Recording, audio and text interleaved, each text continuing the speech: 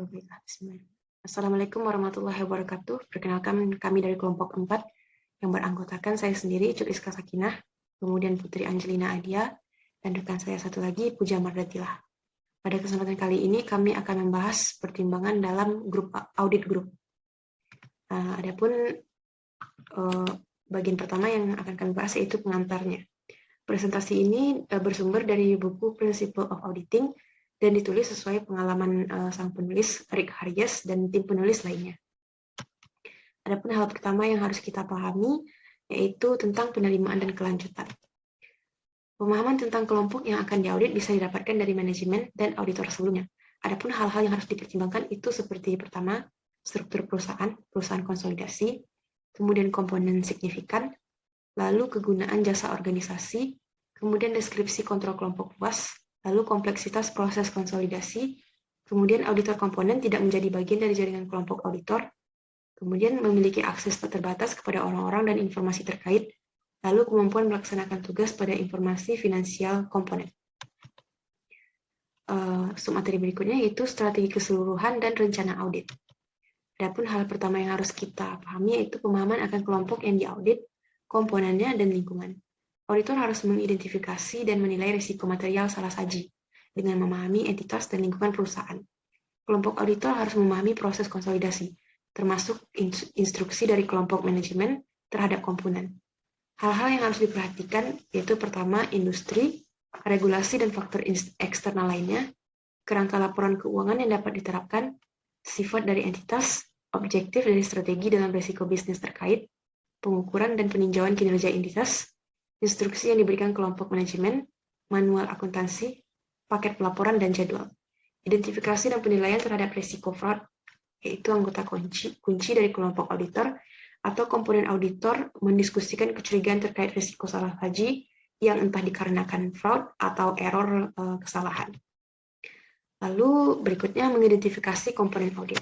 Komponen bisa saja berupa kepala kantor, induk, divisi, lokasi, unit bisnis, cabang, anak perusahaan, aktivitas pusat, jasa yang dibagi, joint venture, perusahaan yang diasosiasikan, atau entitas lain yang informasi keuangannya dimasukkan dalam informasi laporan keuangan kelompok. Menentukan apa itu komponen membutuhkan penilaian profesional dan dibimbing oleh struktur kelompok, arus informasi keuangan, dan pendekatan audit. Kemudian memahami auditor komponen. Jika kelompok auditor ingin auditor komponen yang melakukan performa atau kinerja, maka mereka harus memahami beberapa hal berikut. Pertama, auditor komponen paham akan melaksanakan persyaratan etis yang relevan bagi kelompok auditor serta bersifat independen. Kemudian auditor komponen secara profesional adalah kompeten. Lalu kelompok auditor terlibat dalam pekerjaan auditor komponen demi mendapatkan bukti yang cukup dan akurat. Lalu auditor komponen beroperasi sesuai dengan kebijakan. Berikutnya materiality atau materialitas. Dalam konteks tingkat materialitas laporan keuangan secara keseluruhan dan komponen telah ditentukan, kelompok auditor harus menentukan beberapa hal berikut. Tingkat materialitas laporan keuangan keseluruhan ditentukan setelah strategi audit kelompok keseluruhan. Tingkat materialitas diaplikasikan ketika transaksi tertentu saldo atau pengungkapan di mana salah saji dengan angka besar dapat mempengaruhi keputusan ekonomis penggunanya. Materialitas kinerja untuk mengurangi kemungkinan salah saji secara agregat melebihi materialitas. Materialitas komponen di mana auditor komponen akan melakukan audit untuk auditor kelompok. Menentukan tipe kerja dengan hormat terhadap komponen. Kelompok atau auditor komponen melakukan audit mengikuti salah satu tipe kerja ini. Pertama, audit atas informasi keuangan dari komponen menggunakan materialitas komponen, lalu audit atas satu atau lebih saldo akun, kelas transaksi atau pengungkapan, merincikan prosedur yang signifikan dengan risiko salah saji material pada laporan keuangan kelompok. Kemudian peninjauan informasi keuangan yang secara komponen tidak signifikan menggunakan komponen material.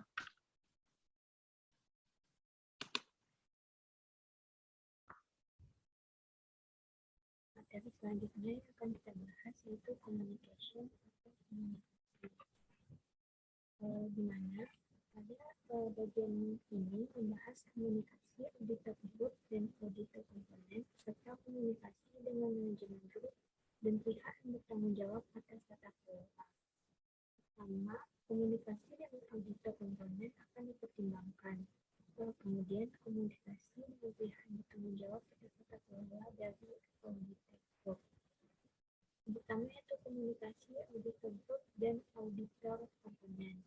Tim perikatan grup menetapkan pekerjaan yang harus dilakukan, penggunaan pekerjaan tersebut, dan bentuk serta isi komunikasi dengan tim perikatan grup. Informasi yang diperlukan dalam komunikasi auditor grup ke auditor komponen yaitu yang pertama, konfirmasi bahwa auditor komponen akan bekerja sama dengan tim perikatan grup.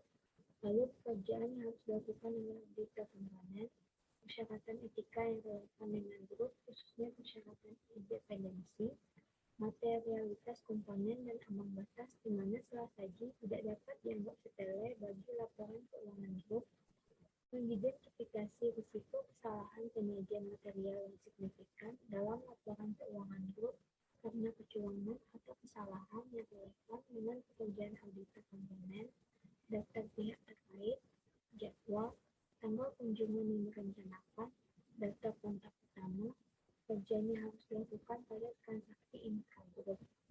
Lalu panduan tentang tanggung jawab laporan menurut undang-undang lainnya, misalnya tentang efektivitas pengendalian internal, instruksi khusus untuk acara selanjutnya, temuan pengujian tim perikatan grup atas aktivitas pengendalian dari sistem pemrosesan yang umum untuk semua atau beberapa komponen dan pengujian pengendalian yang harus dilakukan oleh auditor komponen.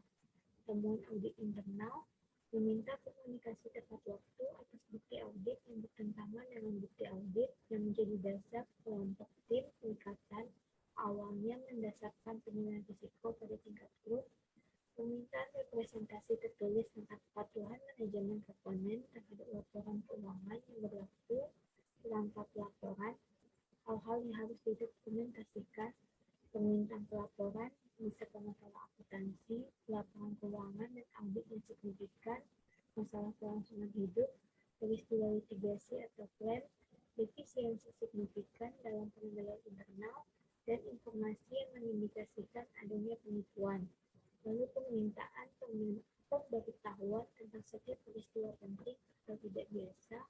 Lalu yang terakhir ada meminta agar auditor komponen harus mengkomunikasikan ketika pekerjaan atas informasi keuangan komponen selesai, hal-hal yang relevan dengan kesimpulan tim perikatan grup sehubungan dengan audit kelompok.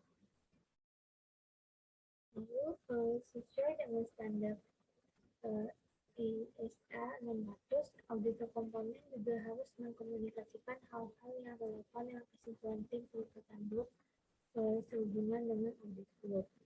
Lalu berdasarkan informasi yang diterima, auditor grup harus mengevaluasi komunikasi auditor komponen dan kecukupan pekerjaan mereka. Selanjutnya ada komunikasi auditor grup dengan manajemen dan pihak yang bertanggung jawab atas tata kelola, di mana elemen penting lainnya dalam audit grup ini merupakan tim perikatan grup itu harus menentukan defisiensi pengendalian internal mana yang harus dikomunikasikan dengan manajemen grup. Hal berikut harus dikomunikasikan oleh tim perikatan grup kepada pihak yang bertanggung jawab atas tata kelola grup. Yang pertama itu gambaran umum tentang jenis pekerjaan yang harus dilakukan atas informasi keuangan komponen. Lalu ikhtisar data sifat keterlibatan terencana tim perikatan grup dalam pekerjaan yang dilaksanakan oleh auditor komponen atas informasi keuangan komponen signifikan. Lalu contoh di mana evaluasi tim perikatan grup atas pekerjaan auditor komponen menimbulkan kekhawatiran tentang kualitas pekerjaan auditor tersebut. Lalu setiap batasan pada audit kelompok dan yang terakhir yaitu penipuan atau dugaan kecurangan yang melibatkan manajemen grup, karyawan yang memiliki peran signifikan dalam pengendalian seluruh grup, atau pihak lain di mana kecurangan tersebut mengakibatkan salah saji material dalam laporan keuangan grup. Selanjutnya kita akan membahas tentang consolidation atau konsolidasi, di mana auditor grup diharuskan untuk memperoleh pemahaman tentang proses konsolidasi, termasuk instruksi yang dikeluarkan oleh manajemen grup untuk komponen, di mana proses konsolidasi ini mencakup pengakuan, penuturan, penyajian, dan pengungkapan informasi keuangan komponen dalam laporan keuangan grup dengan cara konsolidasi proporsional, atau metode akuntansi ekuitas atau biaya. Nah, proses konsolidasi juga berarti agregasi dalam laporan keuangan gabungan dari informasi keuangan komponen yang tidak memiliki induk tetapi berada di bawah pengendalian yang sama.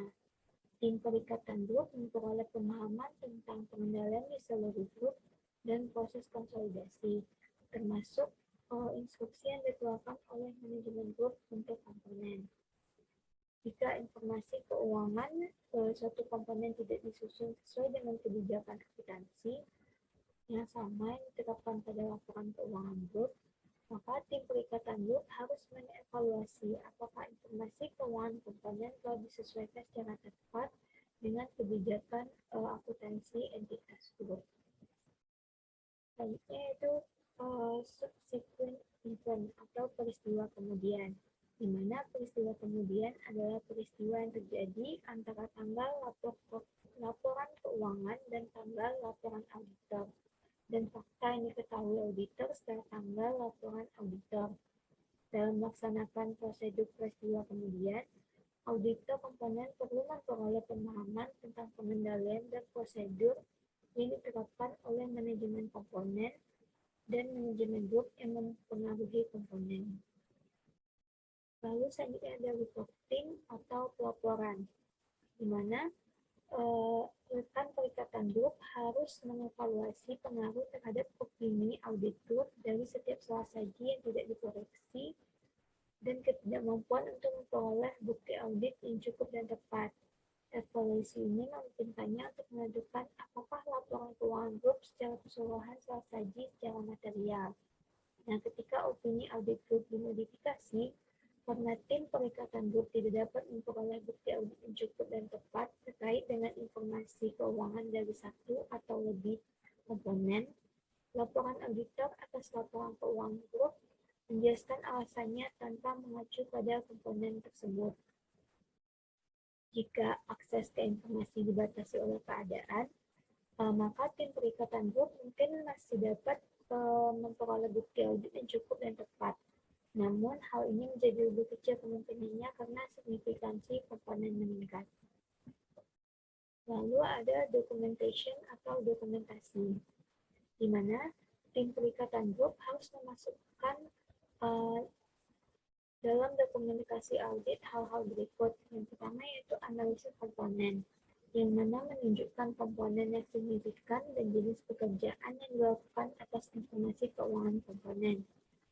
Lalu ada sifat, saat, dan luas keterlibatan tim perikatan grup dalam pekerjaan yang dilaksanakan oleh auditor komponen atas komponen signifikan.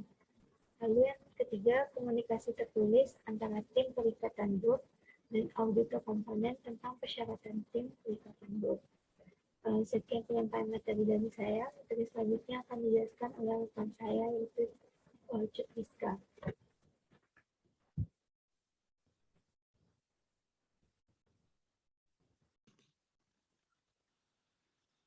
Baiklah, pada submateri berikutnya kita akan memahami bagaimana pekerjaan auditor melalui sebuah ilustrasi tentang bagaimana pekerjaan auditor sehari-hari.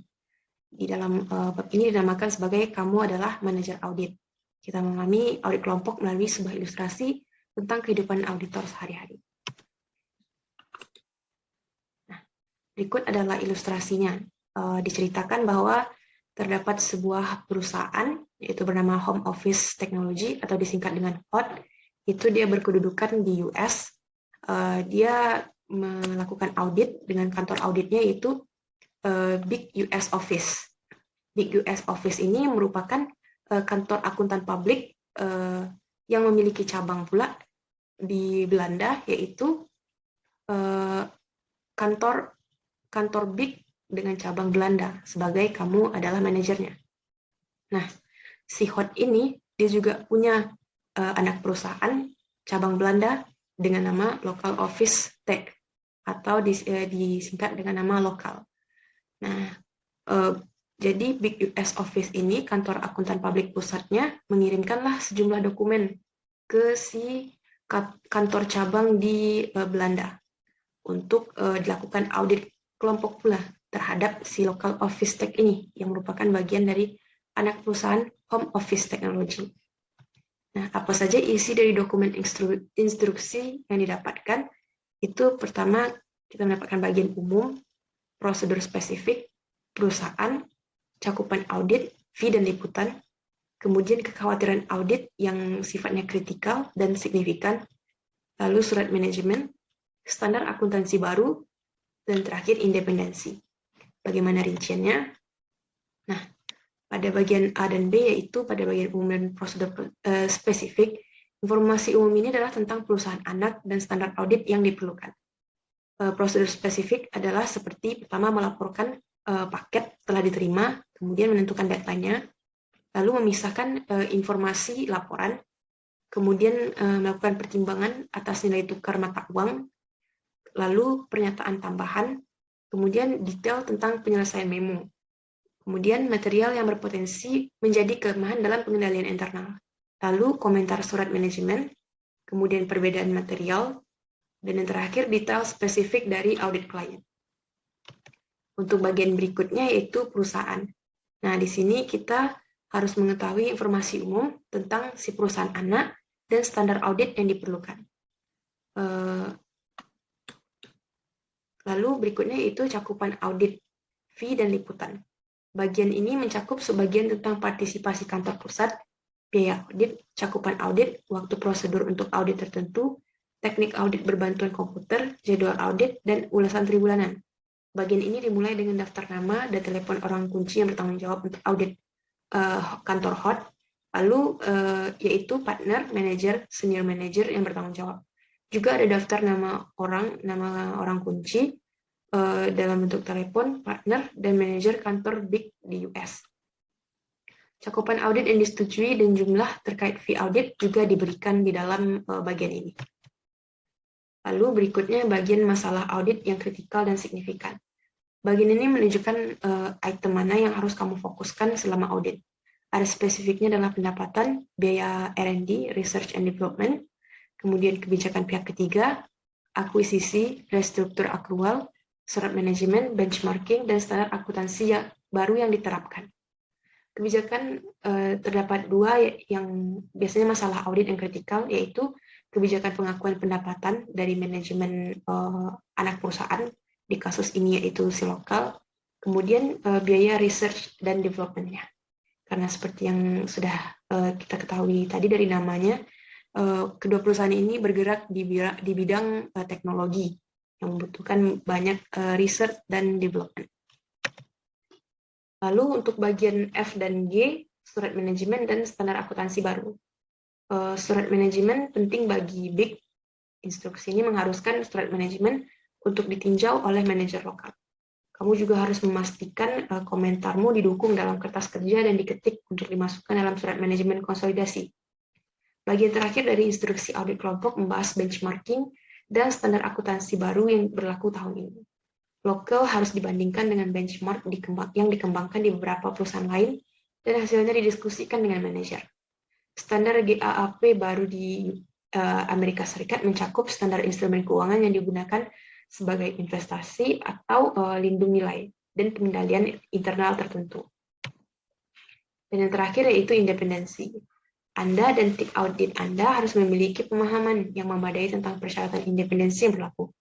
Anda akan menulis email ke anggota tim audit untuk menentukan dan mendokumentasikan kepatuhan mereka terhadap aturan-aturan ini. Nah, submateri berikutnya yaitu memo perencanaan audit pada bagian strategi. Memo perencanaan audit pada bagian strategi ini terbagi atas 9 bagian. Nah, yang pertama itu perkenalan, kemudian follow up, lalu insight. Untuk insight juga terdapat beberapa bagian, itu faktor penentu keberhasilan dan indikator kinerja utama, tujuan dan strategi, aktivitas bisnis dan pengaruhnya, posisi pasar, posisi dan pesaing, kemudian pemasok pelanggan penting, perkembangan baru, perubahan struktur bisnis, pembiayaan dan lingkungan pelaporan keuangan, perubahan sistem informasi. Untuk bab berikutnya, bab 4, analisis risiko inisial. Bab 5, pengendalian internal dan prosedur pengendalian. Bab 6, identifikasi objektif audit kritikal. Dan bab berikutnya, item aspek layanan klien dalam bentuk tindakan. Ini juga terbagi atas beberapa subbab lagi, yaitu struktur pengendalian internal yang baru karena adanya sistem baru, kemudian mata uang fungsional yang dibebankan ke home office teknologi atau HOT, lalu usulan tinjauan CIS. Dan bagian ke-8 yaitu kontak penting. Juga terdapat 2 kontak penting yang harus kita dapatkan, yaitu di lokal dan penasihat profesional lokal. Kemudian bagian terakhir yaitu tim jasa audit. Nah, terlebih dahulu masuk ke bagian 2 dan 3 dari memo perencanaan audit, yaitu follow up dan insight.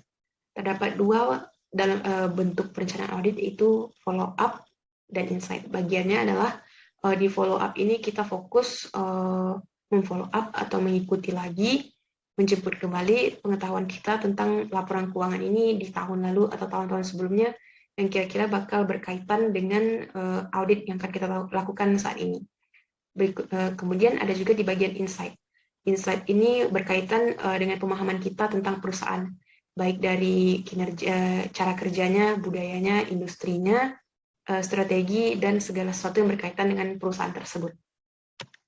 Berikutnya yaitu bagian analisis risiko inisial. Analisis risiko awal harus dilakukan untuk menentukan risiko utama. Anda dan tim membuat jadwal risiko yang disusun berdasarkan proses, yaitu penjualan, piutang, dan gaji, dan sumber informasi dengan sebagai berikut contohnya.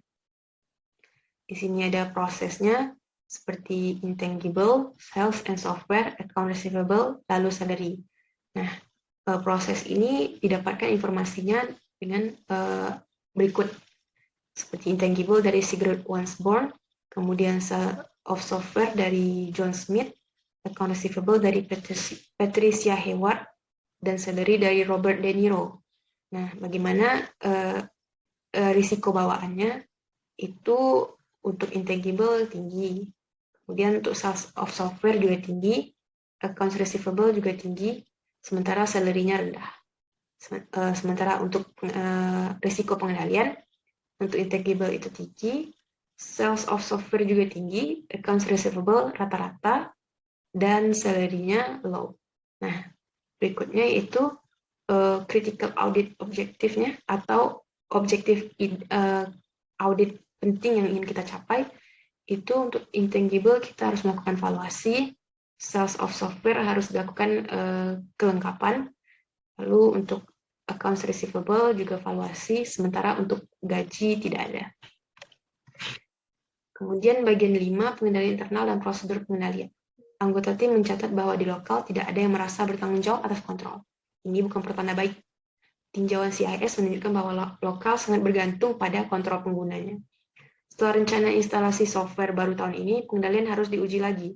Batas pengujian adalah audit pengujian dokumentasi pada tingkat terendah dari arus informasi. Untuk contoh, menguji dokumen pertama yaitu pesanan pembelian yang memulai pertukaran. Bagian berikutnya, identifikasi objektif audit kritikal. Bagian strategi mengidentifikasi objektif audit kritikal. Salah satu tujuan audit kritikal berkaitan dengan pembelian anak perusahaan tertentu yang menciptakan goodwill yang substansial. Kamu merasa bahwa lokal harus mempercepat pemulihan aset tetap tidak berwujud atau goodwill ini karena ini berulang atau substansial, mengakibatkan kerugian operasi. Tim menyarankan ke lokal di awal tahun ketika mereka harus segera menghapus goodwill ini. Tetapi tidak ada reaksi dari manajemen lokal yang diterima oleh tim audit. Berikutnya itu bagian 8 dan 9, service klien, kontak penting, dan tim audit. Karena audit adalah layanan dan ditawarkan dalam lingkungan bisnis yang kompetitif, perhatian big adalah aspek layanan klien dari audit. Tim merasa bahwa mengubah mata uang fungsional ke dolar AS yang merupakan mata uang fungsional hot dapat mengakibatkan masalah pajak dan mengusulkan tinjauan EDP karena sistem keuangan baru yang telah diinstal di lokal. Ada catatan untuk menghubungi kantor pajak BIK dan CIS BIK Department.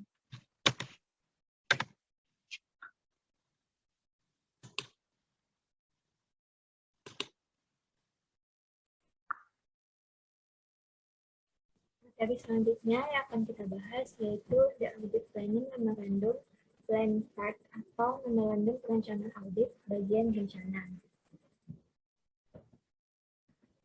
Di mana sebelumnya pada bagian strategi dari Memorandum Perencanaan Audit menetapkan arah yang luas untuk audit. Pada bagian rencana dari Memorandum Perencanaan Audit merangkum hal-hal teknis, masalah layanan klien, dan hal-hal logistik, di mana hal-hal teknis ini mencakup perencanaan lebih lanjut dari pendekatan terhadap tujuan audit kritis dan pengendalian internal. Ini memperluas bagian strategi dan memberikan antara lain gambaran umum tentang klien, lingkungan industri, masalah audit yang signifikan, dan bidang yang menarik bagi tim audit. Dengan kata lain, audit harus direncanakan secara lebih rinci dengan menggunakan bagian strategi tadi sebagai dasar. Lalu selanjutnya ada isi memorandum perencanaan audit bagian rencana. Yang pertama itu ada pendahuluan yang biasanya berisikan tentang latar belakang klien, struktur perusahaan, dan tinjauan analisis untuk membantu perencanaan audit. Lalu yang kedua ada pendekatan audit, yang mana berisikan ruang lingkup, materialitas pengukur audit, lalu penilaian risiko bawaan dan penilaian awal risiko pengendalian. Yang ketiga ada tujuan audit kritis, yang mana berisikan aset tak berwujud, penjualan perangkat lunak, dan piutang usaha. Lalu yang keempat ada area audit, signifikan dan masalah akuntansi, yang mana berisikan hutang dan hutang antar perusahaan, pengakuan pendapatan, pendapatan diterima di muka, lalu perpajakan, kontrak pertukaran berjangka, pihak berelasi, aset, dan terakhir ada laporan keuangan wajib lainnya. Yang kelima ada biaya, yang keenam ada jadwal yang berisikan tentang format laporan keuangan dan hal-hal yang diminta, dan juga rancangan surat manajemen. Lalu yang ketujuh ada kontak klien, dan yang terakhir ada tim layanan perusahaan lokal. Selanjutnya itu ada prosedur pengakuan pendapatan sebagai kunci, di mana menyatakan bahwa pengakuan pendapatan itu akan menjadi area kunci. Jika kita berencana untuk meninjau kebijakan pengakuan pendapatan, maka kita terlebih dahulu menguji prosedur pisah batas, kemudian membuat review terhadap dokumen pengiriman sebagai prosedur alternatif untuk konfirmasi piutang, dan pengujian batas pada siklus pendapatan. Tadi itu biaya, jadwal, dan kontak klien. Sebelumnya, biaya, jadwal, dan kontak klien sudah tertera dalam isi memorandum perencanaan audit, di mana biaya dan jadwal audit itu merupakan bagian penting dari rencana audit karena alasannya sudah jelas, yaitu kita perlu menghitung jam yang dianggarkan dan biaya terkait untuk mitra, manajer, staf, dan pengeluaran sendiri. Di mana jadwal audit itu akan diberikan kepada klien dan juga kepada pihak manajemen dalam instruksi sebagai berikut. Yang pertama yaitu memo perencanaan, misalnya perkiraan waktu dan biaya jatuh temponya itu pada 12 Desember. Lalu yang kedua, format laporan keuangan dan item yang diminta oleh instruksi audit kelompok itu jatuh tempo pada tanggal 23 Januari. Lalu yang ketiga ada draft surat manajemen jatuh tempo pada tanggal 30 Januari 20XX. Nantinya pihak auditor dan mitra akan meninjau dan menyetujui rencana tersebut dan membawanya kepada klien untuk didiskusikan bersama. Manajemen lokal dan komite audit dari perusahaan tersebut akan meninjau rencana tersebut dan bertemu dengan pihak auditor dari luar. Nanti mereka akan merekomendasikan misalnya ada beberapa perubahan dalam rencana berdasarkan waktu, misalnya pada terkait dari format laporan keuangan tadi. Mungkin perusahaan meminta pemunduran tanggal karena adanya kendala tertentu. Lalu jika sudah mencapai kesepakatan, maka auditor siap untuk menyelesaikan memorandum perencanaan audit dan melakukan auditnya. Selanjutnya kita masuk ke subbab audit program atau audit plan. Rencana audit atau program audit adalah seperangkat prosedur audit standar yang diperlukan untuk menguji saldo akun dan transaksi yang digariskan dalam memorandum perencanaan audit. Program audit dimulai dengan data dasar tentang nilai aset dan pendapatan, dasar pengujian yang akan dilakukan, dan ukuran atau ketepatan moneter atau materialitas, jumlah saji maksimum yang diperbolehkan. Next, kita masuk ke audit investasi. Terlebih dahulu kita akan membahas apa saja tujuan untuk prosedur audit investasi. Nah, ada 3 tujuan. Yang pertama, semua dividen, bunga, dan pendapatan lainnya dicatat. Keuntungan dan kerugian dari penjualan dan pelepasan lainnya diakui. Premi dan diskonto serta amortisasi terkait dicatat. Atau dengan kata lain, pernyataan laporan keuangan manajemen adalah kelengkapan dan akurasi. Tujuan yang kedua adalah investasi ada dan dimiliki oleh entitas. Atau dengan kata lain, asersi laporan keuangan manajemen adalah keberadaan dan kepemilikan. Dan tujuan yang ketiga adalah metode penilaian yang diterapkan telah sesuai dengan prinsip akuntansi yang berlaku, yang diterapkan secara konsisten, dan penurunan nilai atau penyisihan untuk penghapusan dicatat jika sesuai. Atau dengan kata lain, asersi laporan keuangan manajemen adalah penilaian, penyajian, dan pengungkapan. Lalu kita akan melihat prosedur untuk audit investasi. Yang pertama ada prosedur nomor 3, yaitu menyetujui pengesahan dalam risalah direksi. Memeriksa risalah Dewan Direksi untuk melihat apakah Dewan Direksi mengizinkan pembelian. Nah, prosedur ini didasarkan pada tujuan audit 2 untuk audit investasi.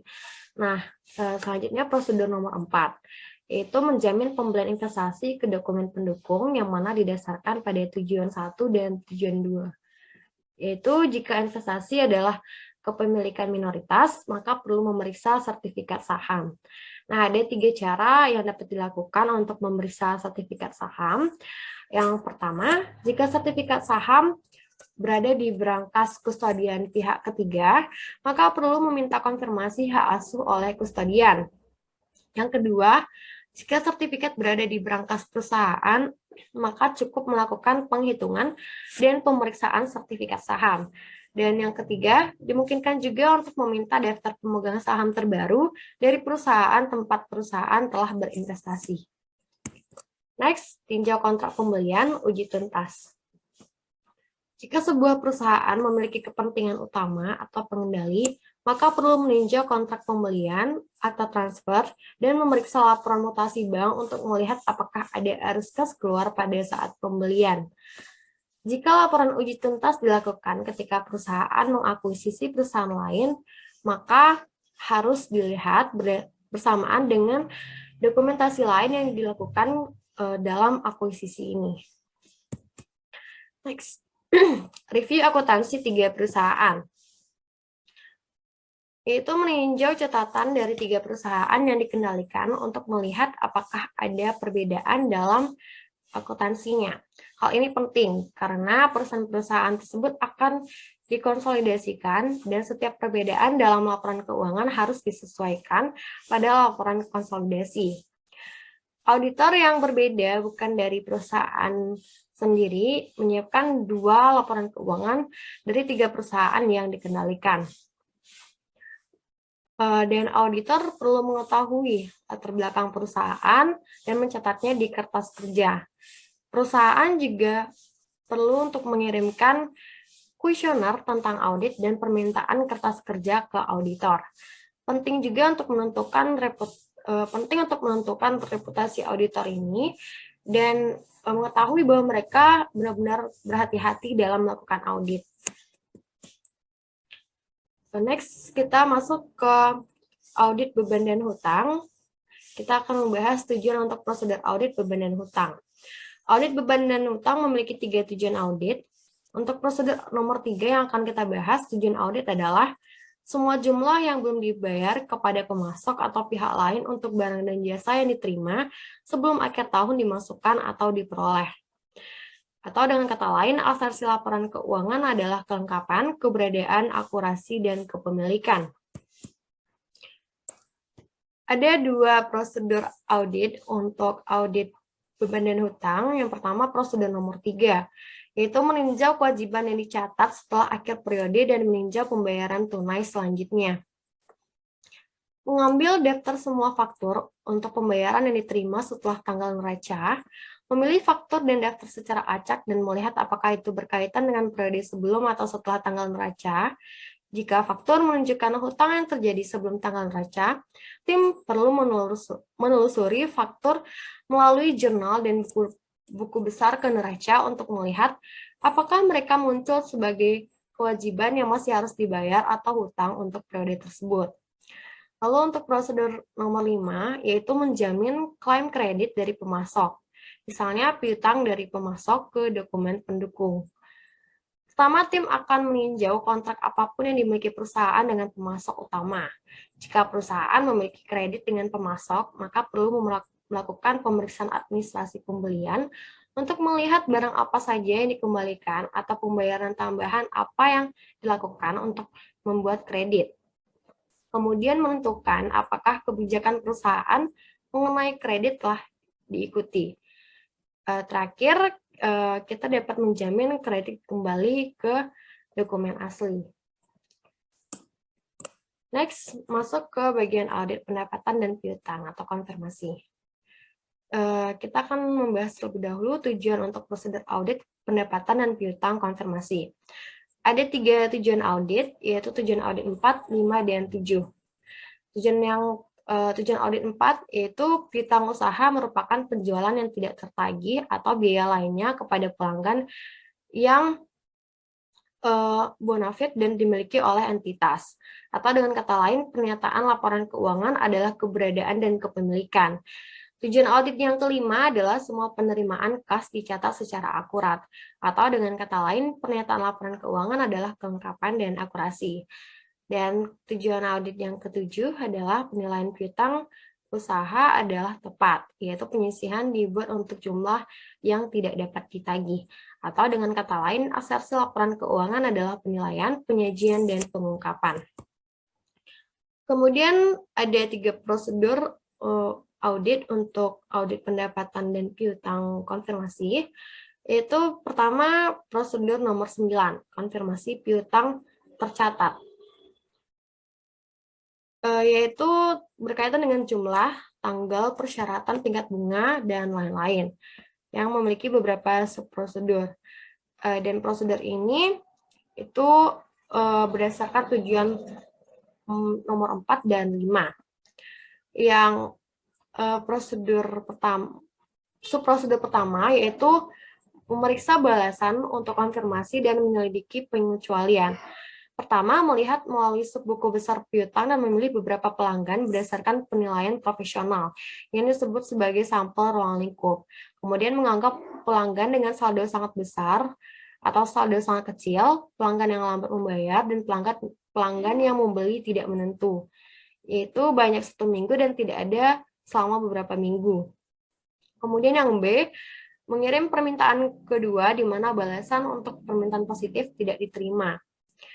Karena jenis konfirmasi yang digunakan sebagai bukti adalah konfirmasi positif, untuk surat-surat yang dikirim di mana tidak diterima balasan, maka perlu untuk mengirimkan surat konfirmasi yang kedua. Lalu yang C, menyelidiki permintaan yang tidak terkirim yang dikembalikan oleh kantor pos. Permintaan yang dikembalikan oleh kantor pos untuk alamat yang salah diselidiki dengan menanyakan alamat pelanggan yang benar kepada penjual yang ditugaskan kepada pelanggan. Untuk audit ini hanya ada 2 surat yang dikembalikan dan wiraniaga biasanya dengan cepat memberikan alamat baru yang benar. Namun jika masalah masih berlanjut, perlu membuka faktur pengiriman terakhir untuk melihat kemana pesanan terakhir dikirim. Jika masih tidak dapat menemukan alamat yang benar, maka dapat mencoba menelpon pelanggan atau mengirim ulang ke alamat yang sama. Kemudian yang D, yaitu jika permintaan konfirmasi positif tidak diterima, terapkan prosedur audit alternatif.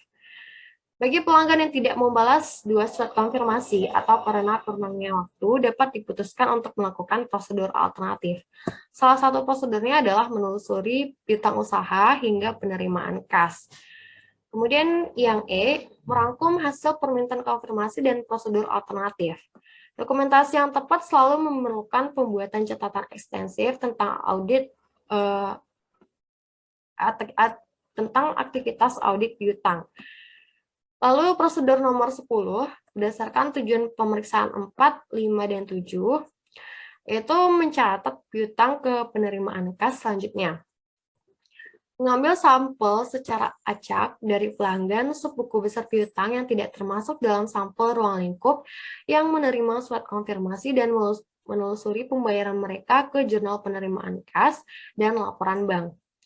Kemudian prosedur yang terakhir yaitu prosedur nomor 11 yang mana didasarkan pada tujuan audit 4, yaitu menjamin penjualan dari daftar penjualan ke catatan pengiriman. Mengambil sampel barang secara acak dari daftar penjualan dan menjaminkannya ke catatan pengiriman merupakan suatu penentuan apakah item yang terdaftar sebagai penjualan itu telah dikirim. Next, audit persediaan dan biaya penjualan. Nah, untuk tujuan prosedur audit persediaan dan biaya penjualan ini, itu memiliki 3 tujuan audit. Nah, saat ini kita akan membahas prosedur yang berkaitan dengan tujuan 1, yaitu inventaris secara akurat dikompilasi dan diberi harga sesuai dengan metode yang dapat diterima yang diterapkan secara konsisten. Atau dengan kata lain, pernyataan laporan keuangan yang terkait dengan ini adalah akurasi. Nah, untuk prosedur auditnya itu ada 2. Yang pertama, prosedur nomor 2, yang memiliki beberapa subprosedur, yaitu yang A, memeriksa akurasi matematika dari daftar. Itu menghadiri penghitungan fisik inventaris dan membaca instruksi hitungannya. Kemudian yang B, menyetujui hitungan tes dengan kuantitas tercatat. Menyetujui penghitungan pengujian dengan jumlah yang tercatat dengan mengambil sampel acak item inventaris dari subbuku besar dan membandingkan jumlah item yang dicatat dengan jumlah item yang dihitung. Kemudian mengambil sampel acak dari item inventaris yang dihitung dan membandingkan jumlah item yang dihitung dengan jumlah item yang dicatat dalam buku besar. Untuk memverifikasi harga, perlu mengambil sampel barang dari daftar harga inventaris dan membandingkannya dengan faktur pengiriman. Kemudian menentukan apakah penetapan harganya itu termasuk FIFO, average, atau dan lain-lain. Lalu memverifikasi bahwa formula penilaian yang benar telah digunakan. Kemudian yang C, membandingkan item pada daftar inventaris akhir dengan tag inventaris fisik, lembar, atau daftar dan sebaliknya. Meninjau daftar inventaris akhir dan mengambil sampel barang secara acak dan melacaknya ke label inventaris, lembaran, dan lain-lain.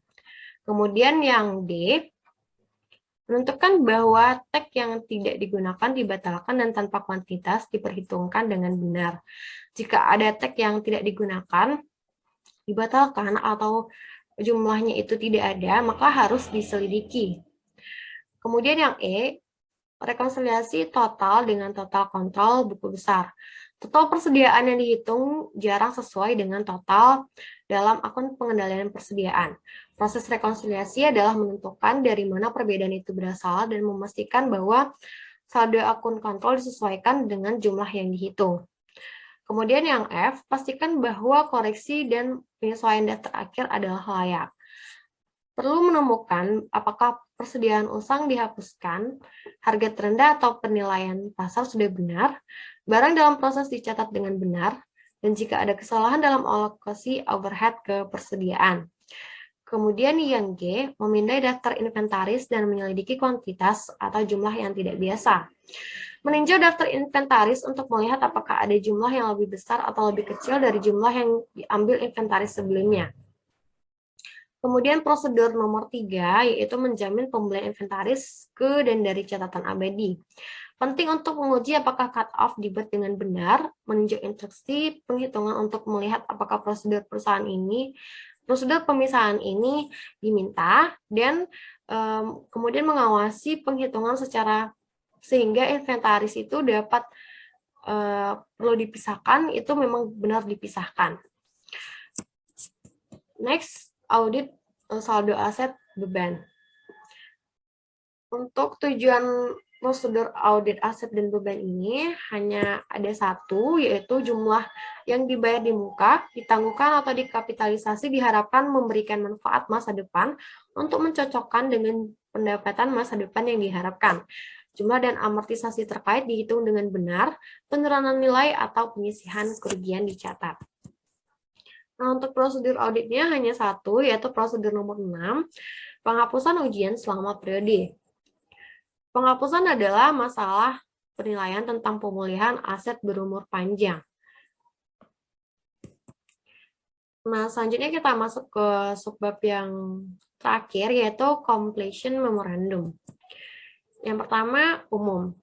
Item pertama dalam memorandum penyelesaian adalah pernyataan bahwa manajer perikatan dan rekanan telah menelaah kertas audit terkait dengan area kritis. Hal ini merupakan suatu prosedur penting karena tinjauan dari manajer dan mitra dapat mengungkap area audit yang lemah atau tidak lengkap, yang mungkin diabaikan atau tidak diperhatikan oleh staf audit. Elemen penting lainnya untuk segera didiskusikan adalah jadwal audit, pertimbangan kelangsungan hidup, dan opini secara keseluruhan tentang pekerjaan tersebut. Selanjutnya, area audit kritis. Area yang dianggap kritis dibahas dalam nota penyelesaian. Kritis berarti dengan risiko dan area yang signifikan. Persediaan dan piutang ditelaah. Pengambilan inventaris penuh dilakukan dan tim audit diyakinkan berdasarkan pengujian bahwa inventaris dihitung dengan benar. Lalu kolektabilitas rekening antar perusahaan tidak diuji untuk tujuan konsolidasi audit. Tidak ada konfirmasi dari pihak terkait. Lalu hutang usaha diuji dengan proses konfirmasi untuk pemasok lokal utama.